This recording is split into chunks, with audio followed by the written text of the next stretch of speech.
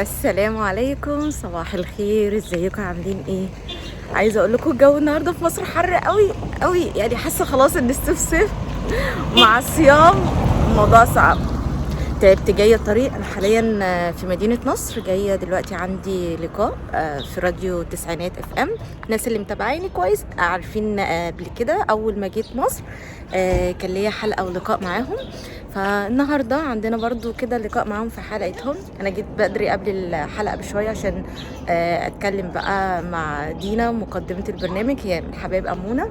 ممكن اشوف كده بعد اللقاء لو تسلم عليكم بس. فهنطلع قولي لو عرفت اشارك معاكم في الفيديو تمام، او لو مش كده مؤكد هكون سايبه لكم اللينك برضو على المنتدى او على السوشيال ميديا الاكونتات بتاعتي. فنروح واشوفكم بعد شويه. يا جماعه انا موعدي مظبوطه، جيت بدري ولا ما جيتش بدري؟ لا جيتي بدري والله. جيتي زي ما قلتي بالظبط. جيتي بقى 11 ونص هنا، بقيتي 11 ونص هنا. دينا قلت لكم هعرفكم عليه بعد اللقاء، احنا عشان جينا بدري فعندنا وقت لسه قبل الهوا هيبدا 12 وربع. بس عامله ايه؟ الحمد لله. انت اخبارك ايه؟ اولا ميرسي على استضافتك دي المره الثانيه وثقتك فيا. ايوه احنا حققنا نجاح في المره الاولانيه، فقلنا بقى نكرر النجاح كمان مره. وكل سنه وانتم طيبين. انا مش عارفه انت طالعه ايه. بصي، لا هو ده هيكون الفيديو، يعني هصور كده فيديو المره اللي فاتت تقريبا بعد ما عملنا الحلقه قلت لهم فالنهارده ان هو برضه هيشوف الفيديو اكيد بعد ما الحلقه تكون يعني حصلت. بس انا هشاركها. فاكتبوا لي بقى في التعليقات اصلا شفتوا اللقاء اول مره ولا لا، اللي هو كان في اخر شهر 8. احنا كنا عاملين لقاء حلو قوي يوم 30/8 للناس اللي ما شافتوش تقدر ايمان ان هي تحط لكم اللينك بتاعه. صحيح. كان لقاء جميل جميل جميل، اتكلمنا فيه في حاجات كتير، مش بس عن بدايه رحلتها في تركيا وازاي بدات وكده، كمان ازاي اتجوزت جوزها هم حافظين اصلا حاجات التقاليد. بس ده فيديو بقى ايه يعني ملخص كده لكذا فيديو وهي عاملاها على قناتها. طب النهارده حلقتنا عن النهارده حلقتنا بقى مفاجاه، بس يعني ممكن نحرقها لكم كده. ماما كده هيشوفوا الفيديو اصلا بعد ما الحلقه تكون والله خلاص ماشي. النهارده حلقتنا بقى عن رمضان في تركيا، الاجواء بقى والشوارع، وهل عندهم زينه رمضان ولا لا، والمطبخ التركي، والسفره عندهم بقى سفره طويله عريضه كده زي السفره عندنا في مصر. كل ده هنجاوب عليه بقى في اللقاء. وكمان هي عندها شويه مفاجآت هتبقى حصري عندنا بقى في برنامجنا قلنا في رمضان. ان شاء الله اما تسمعوا الحلقه هتعرفوا ان شاء الله. فان شاء الله هحط لكم برده الرابط بتاع الحلقه كده في تعليق مثبت، وتقولوا لي بقى رايكم. وبجد دينا ميرسي جدا على استضافتك وفعلا وثقتك. والله بتشرفني وتنورني كل مره. ويا جماعه ما بتقلقش خالص من فكره الهوا والكلام ده. لا ما متعوده مع حبايب امونه. بص بقالي 4 سنين عامله معاهم تجربه. لا بتدوس ما شاء الله ما شاء الله. يعني انا قلت برضه هيبقى عندها رهبه برضه الاذاعه غير، بس لا ما شاء الله. ميرسي يا حبيبي. يا رب تطلع حلقه حلوه ان شاء الله تكون حلوه. نشوفكم بعد الحلقه. انا خلاص فاضل 10 دقايق هندخل على الهوا. ايوه دلوقتي احب اقول لكم انساتي سيداتي سادتي معاكم على الهوا، مفيش حد موجود، نلعب بقى براحتنا.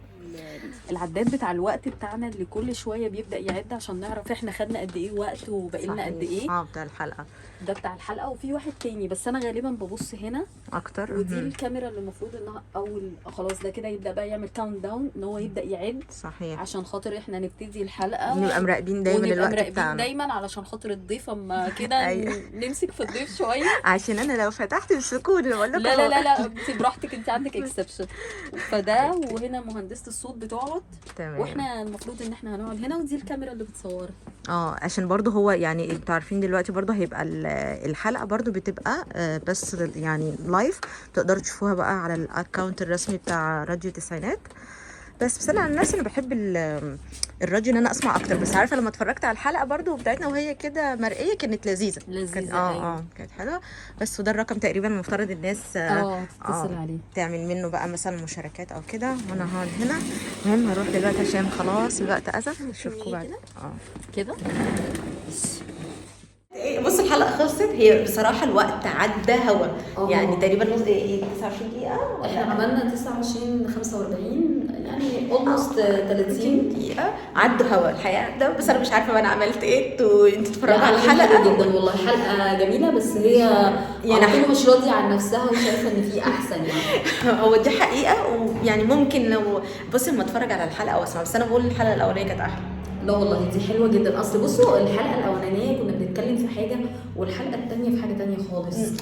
مش عارفه هل مثلا دايما بحس ان انا لما بشارك عشان تجربتي محدوده، فهل فعلا بقدر انقل الصوره صح ولا لا؟ مش عارفه يعني. انا دايما بتكلم عن تجربتي. احنا المره اللي فاتت كنا بنتكلم عن اتجوزت ازاي، العادات والتقاليد، اتكلمنا عن فكره الجواز من اجنبي، ايه الحاجات اللي هي ممكن نحس فيها باختلاف. فده قدرت اتكلم فيها بالثقه شويه لان فعلا دي تجربه شخصيه. النهارده بقى تفهماني. انا بحاول اقول للناس الفرق. دي كانت الحلقه الاولانيه. الحلقه دي بنتكلم فيها مينلي عن شهر رمضان والاجواء، وهل هناك عندهم زينه، صلاه التراويح، حاجات مختلفه.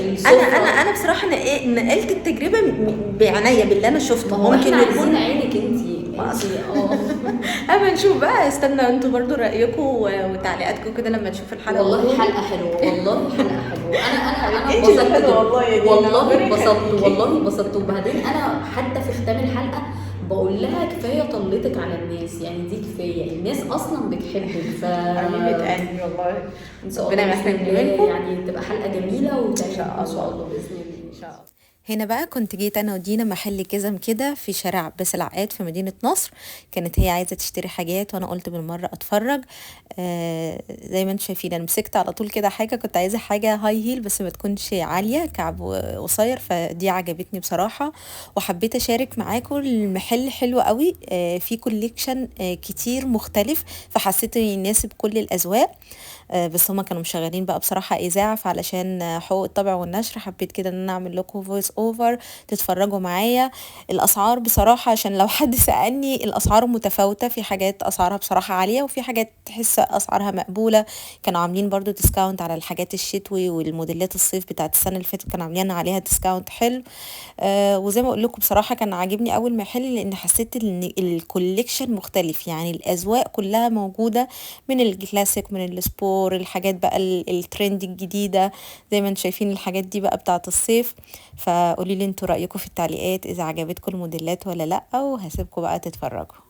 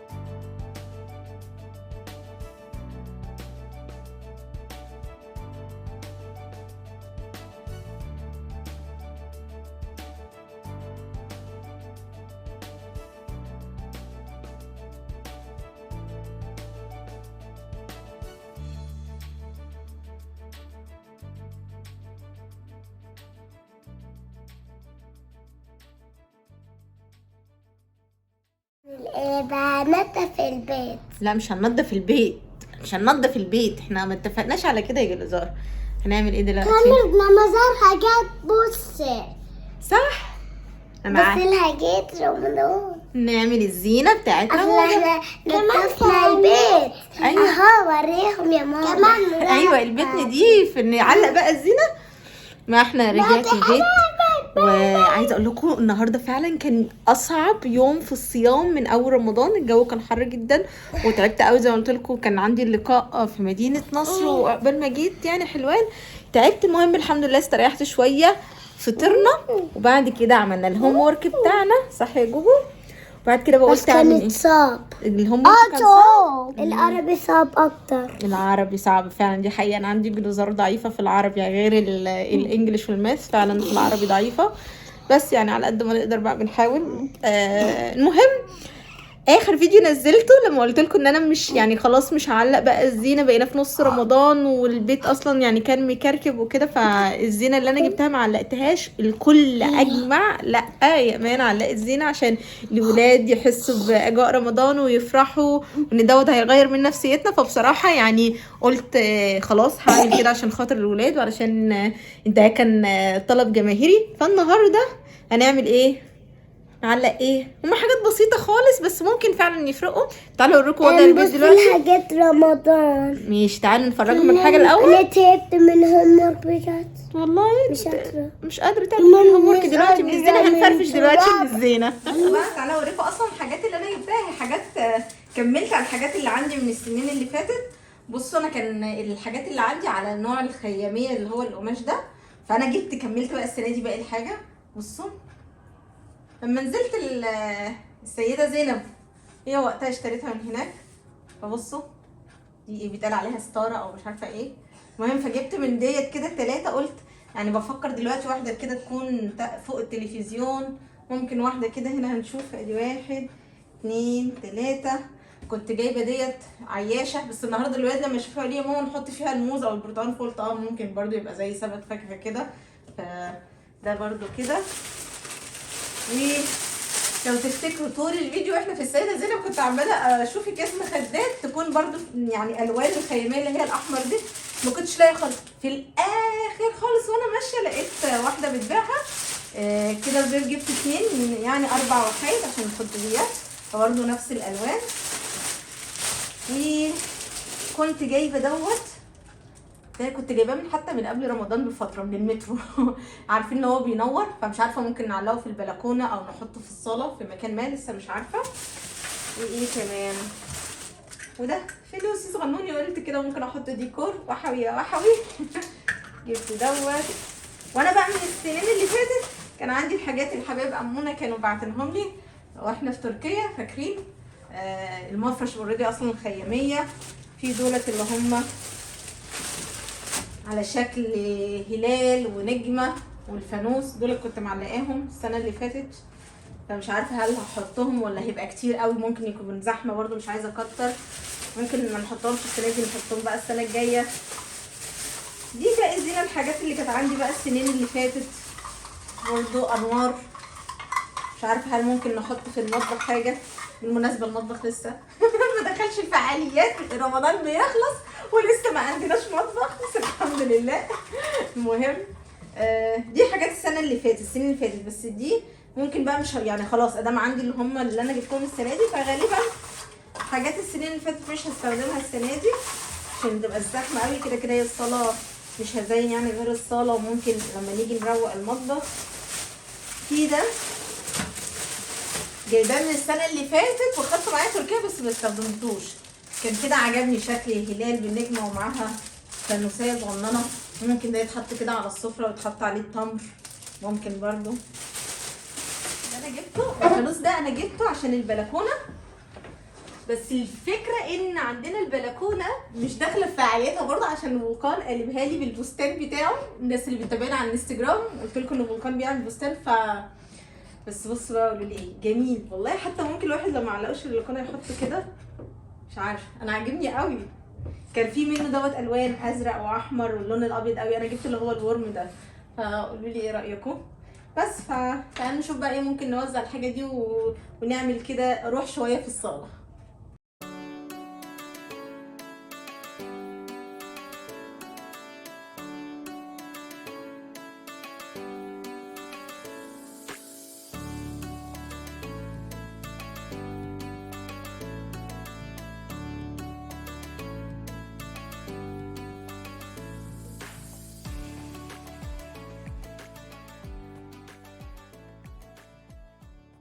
بصوا مش قادره اقول لكم انا بحبكم قد ايه بجد. ميرسي قوي قوي قوي قوي قوي عشان انتوا شجعتوني وقلتوا لي افرضي السيله.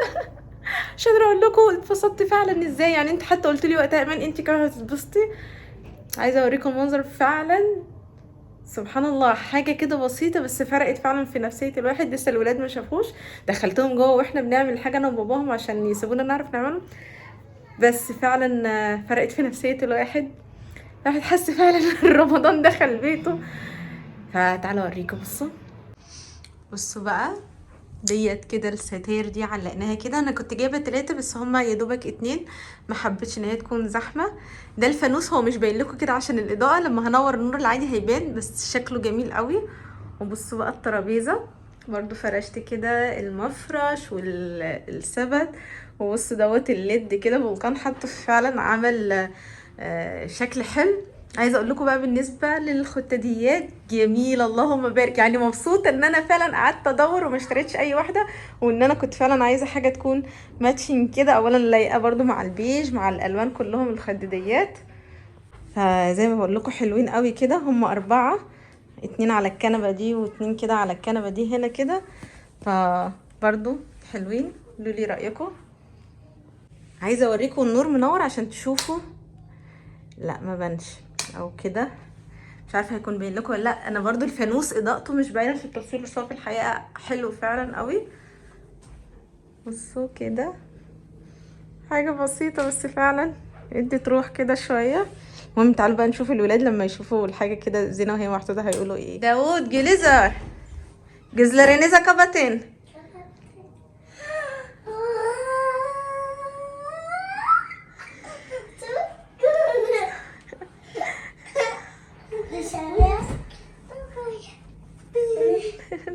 ايه رأيك يا جلزار؟ ايه رأيك؟ حلوة؟ الألوان حلوة؟ والزينة بصي الإضاءة جميلة. عملنا زينة رمضان.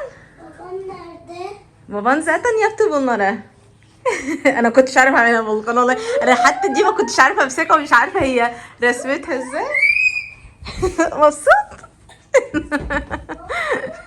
طب يلا امسك بقى الفانوس اللي هم وحوي يا وحوي. بص يلا. يلا اللي هم وحوي يا وحوي. يلا يلا غني. يا واحد يا واحد هيا وكمان وهاوي هيا اسا يا نايم رمضان كريم. الله اكرم. مبسوط. لما رمضان فلسطين مصر تركيا فلسطين رمضان كمان ربنا أحلى جميلة. يا روحي.